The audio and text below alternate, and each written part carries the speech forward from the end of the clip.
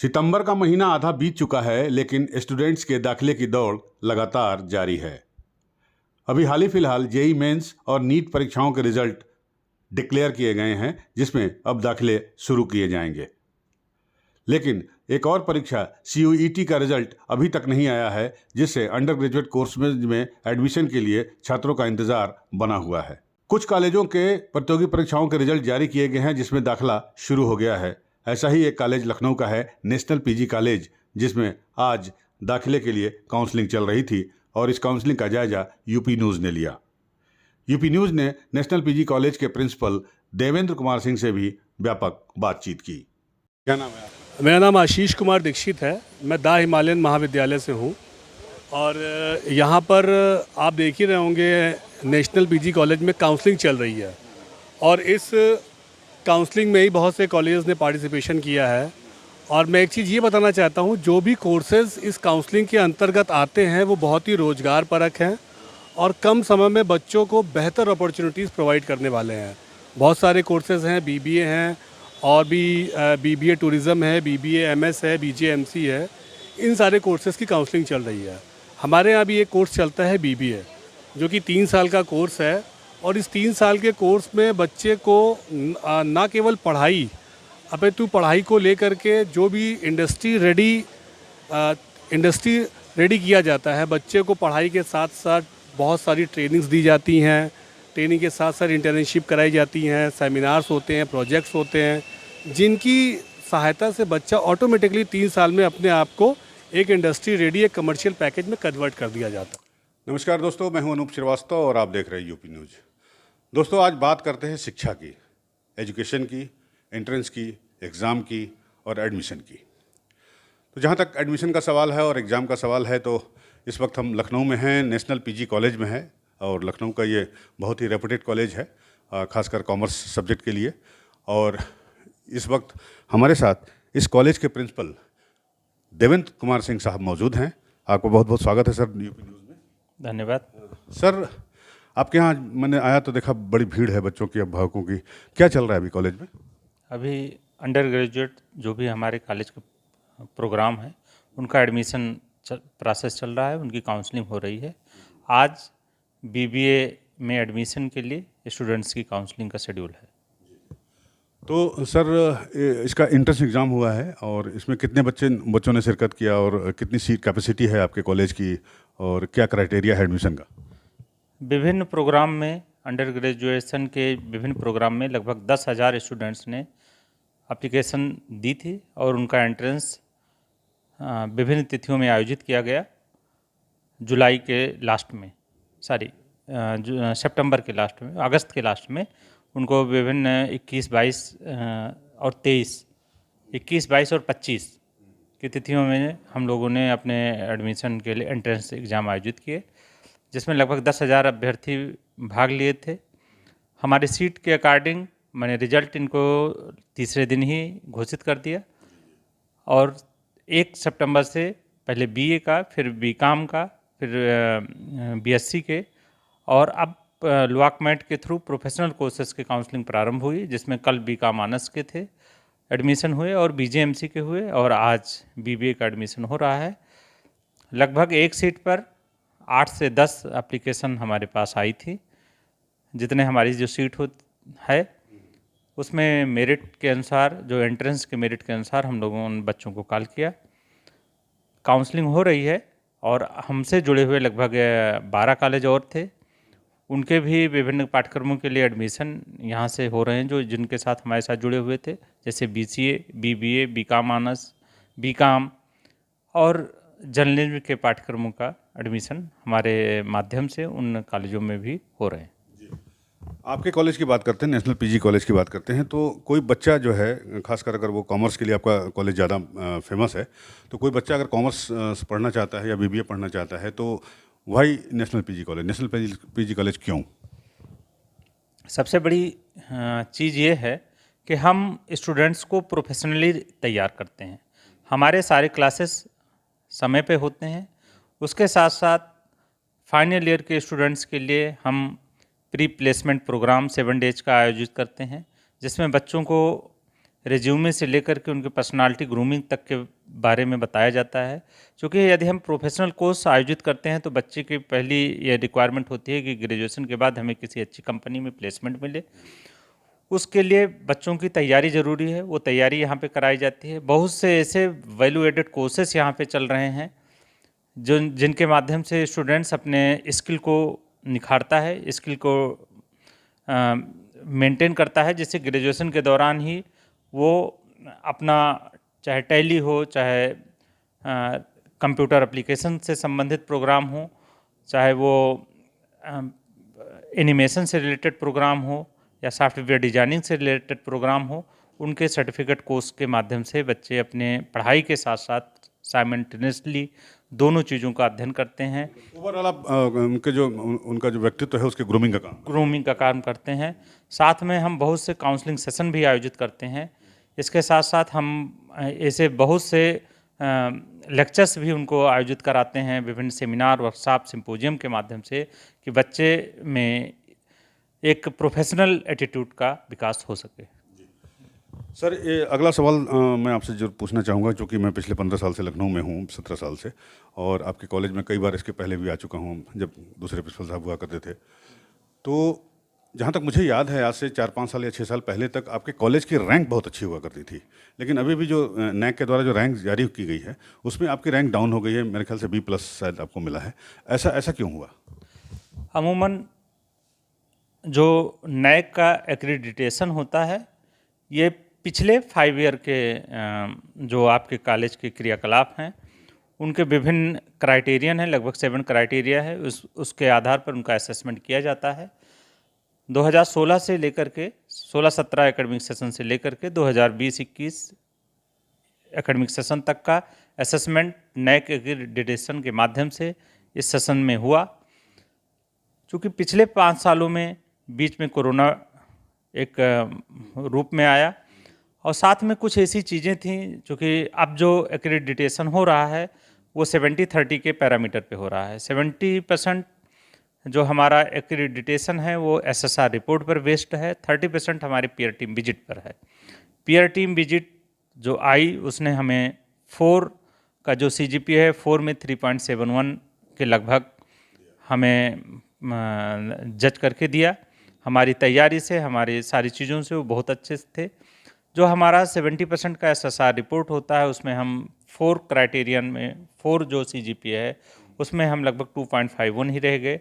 उसमें से students progression and का जो हमारा क्राइटेरिया है उसमें हमारी स्थिति उस रूप में ख़राब हो गई कि अमूमन कॉलेज के पास वो डेटा नहीं थे कि स्टूडेंट्स यहाँ से जो पास आउट होता है वो आखिर कहाँ जाता है।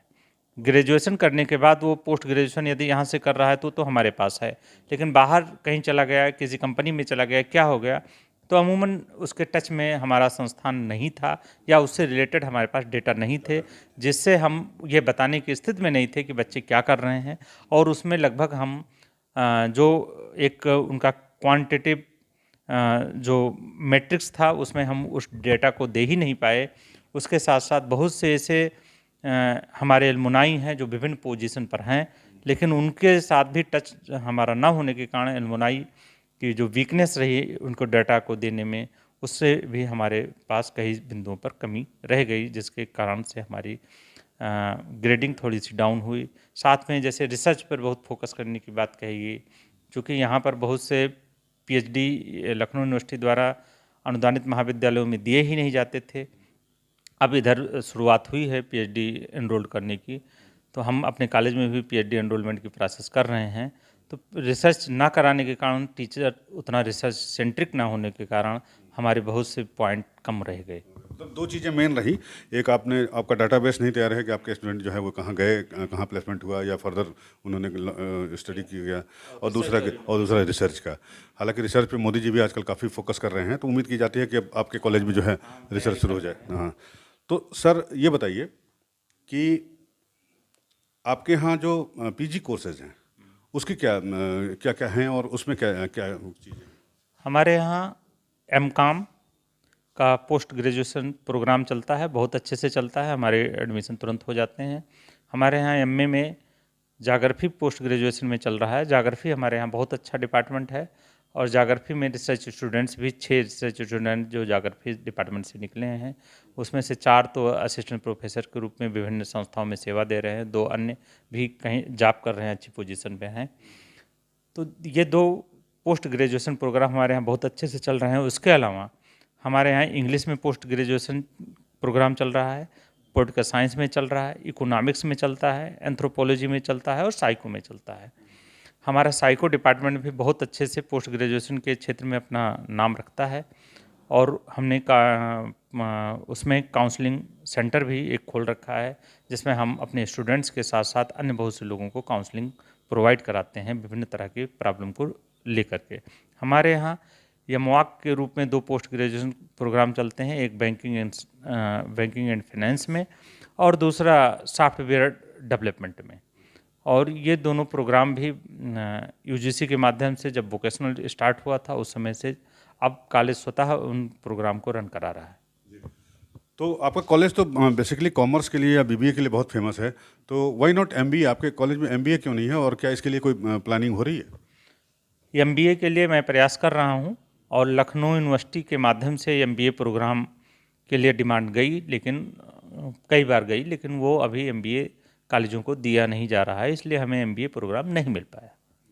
तो कब तक उम्मीद करेंगे, आगे कुछ उम्मीद है इसकी? यदि वो अन्य कॉलेजों को देंगे और या हमें भी देने शुरुआत करें, यदि देंगे तो हम निश्चित रूप से अपने कॉलेज में एमबीए चलाएंगे। हाँ, अन्य यूनिवर्सिटी से एफिलिएशन के माध्यम से लोग एमबीए कुछ कॉलेजों में चल रहे हैं, लेकिन लखनऊ यूनिवर्सिटी से संबद्ध या लखनऊ यूनिवर्सिटी के माध्यम से कोई भी प्रोग्राम किसी भी एफिलेटेड कॉलेज में नहीं चल रहे हैं। और एक नियम है, उस नियम से हम बंधे हुए हैं। नियम यह है कि एक ही महाविद्यालय 2 यूनिवर्सिटियों से एफिलिएशन लेकर के प्रोग्राम संचालित नहीं कर सकता बाय रूल। हम चोरी छिपे वो कार्यक्रम नहीं चलाना चाहते। चलिए साहब, आपने बहुत अच्छी जानकारी दी उसके बारे में।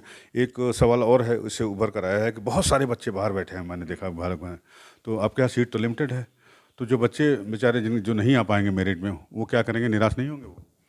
देखिए, कंपटीशन हमेशा एक जो ये बताता ही है कि एक सीमा तक लोग फाइट करेंगे, एक सीमा के बाद जो नहीं आ पा रहे हैं वो निराश नहीं होंगे। उनके लिए अन्य बहुत से अवसर हैं, बहुत से द्वार हैं। एक स्थान बंद होता है तो दूसरा एक अपॉर्चुनिटी का स्थान खुलता है। बहुत से कॉलेज हैं जहाँ पर वो प्रवेश ले सकते हैं, उनका भविष्य उज्जवल हो सकता है और वो वहाँ से एक अच्छा करियर एनहेंस कर सकते हैं। हम अपने कॉलेज में जो आते हैं उनके लिए दावा कर सकते हैं, हम उनके करियर के अपलिफ्टमेंट के लिए निरंतर प्रयास करते हैं और मेरी शुभकामना है उनके लिए जो यहाँ पर नहीं हो पाए अन्य संस्थाओं में जाएंगे। निश्चित रूप से सीट पर्याप्त है, अन्य कॉलेजों में वो जाएं, वहाँ पर भी उनके करियर के अपलिफ्टमेंट के लिए वहाँ के जो फैकल्टी मेंबर हैं वो अनिवार्य रूप से प्रयास करेंगे और वो एक अच्छा अपना करियर डेवलप कर सकते हैं। सर, आखिरी सवाल हमारा, मैं नेशनल पीजी कॉलेज के प्रिंसिपल देवेंद्र कुमार सिंह जी से इंटरव्यू ले रहा हूँ। जो नेशनल पीजी कॉलेज में बच्चे पढ़ रहे हैं, जो यहाँ पढ़ने आ रहे हैं, जो यहाँ आएंगे, उनको देवेंद्र कुमार सिंह जी के बारे में जानना है। अपने बारे में कुछ बताइए ताकि हमारे दर्शक और जो आपके छात्र हैं, पूर्व, वर्तमान या भविष्य वाले, वो आपके बारे में जाने। आप अपने बारे में थोड़ा बताइए। मैं एक ग्रामीण पृष्ठभूमि का एक व्यक्ति हूँ। मैं अयोध्या ज़िले का हूँ। एक गांव से मैंने प्राथमिक विद्यालय से शिक्षा ग्रहण की और हाई स्कूल भी वहीं से किया है, ग्रामीण विद्यालय से। उसके बाद लखनऊ यूनिवर्सिटी से मैंने ग्रेजुएशन किया।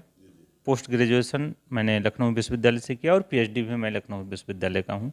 मैंने यूजीसी से जेआरएफ पा करके ही एक लखनऊ यूनिवर्सिटी से पीएचडी की है। उसके बाद UP higher education service commission से मेरा असिस्टेंट प्रोफेसर के लिए सिलेक्शन हुआ और मैंने कालीचरण में लगभग 20 साल तक अपनी सेवा दी। वहाँ पर मैं 10 साल 2011 से लेकर 2021 तक ऑफिसिएटिंग प्रिंसिपल के रूप में अपनी भूमिका का निर्वहन किया और उस दौरान महाविद्यालय में मैंने लगभग 4 विषयों में पीजी प्रोग्राम आयोजित कराए और बहुत से यूजी पाठ्यक्रम वहाँ पर लाए। कई बिल्डिंगें बनी, लगभग 40 कमरों का निर्माण हमारे 10 साल के कार्यकाल में हुआ और 2021 लास्ट में नवंबर में मैं नेशनल पीजी कॉलेज में एज ए प्रिंसिपल उच्चतर शिक्षा सेवा आयोग से चयनित होकर ज्वाइन किया और उच्चतर शिक्षा सेवा आयोग के जो रिटन एग्ज़ाम हुए थे उसमें हमने चौथी रैंक प्राप्त की थी। मेरा सपना है कि कॉलेज जिन भी बुलंदियों पे था स्थिर रहे और उससे ऊंची स्थान पर जाए, और मेरा लक्ष्य होगा कि हम इसे डीम्ड यूनिवर्सिटी के रूप में कन्वर्ट कर सकें और साथ में हम और अन्य फैकल्टी यहाँ पे ले आ सकें। जैसे बीएससी के लिए फैकल्टी है, जैसे बायोटेक्नोलॉजी से रिलेटेड फैकल्टी है, जैसे हम डेयरी टेक्नोलॉजी, फूड टेक्नोलॉजी से रिलेटेड फैकल्टी और प्रोग्राम मैं आयोजित करना चाहता हूँ, जिससे कि बच्चों में एक टेक्निकल पाठ्यक्रम के प्रति एक रुझान बढ़े। और उसके लिए मैं अपने मैनेजमेंट से अनुरोध करूँगा कि वो हमें ज़मीन उपलब्ध कराए, जिसके माध्यम से मैं संस्था का और विकास कर सकूँ। बहुत बहुत धन्यवाद आपका सिंह साहब। तो ये थे डीके सिंह साहब, देवेंद्र कुमार सिंह साहब, जो कि नेशनल पीजी कॉलेज के प्रिंसिपल हैं। अभी 1 साल तकरीबन हुआ है इनको यहाँ पर आए हुए, लेकिन इन्होंने जो अपने बारे में बताया कि किस तरह से अयोध्या के ग्रामीण परिवेश से आगे बढ़े, पढ़े, पढ़ाई की, आगे बहुत आगे तक गए और आज इस कॉलेज के प्रिंसिपल के पद पर विद्यमान है और इस कॉलेज को वो डीम्ड यूनिवर्सिटी बनाना चाहते हैं। और हम उम्मीद करते हैं कि उनके ये इरादे, उनका ये जो लक्ष्य है वो उन्हें ज़रूर मिलेगा। कैमरामैन अमन वर्मा के साथ अनुप श्रीवास्तव, यूपी न्यूज़, लखनऊ।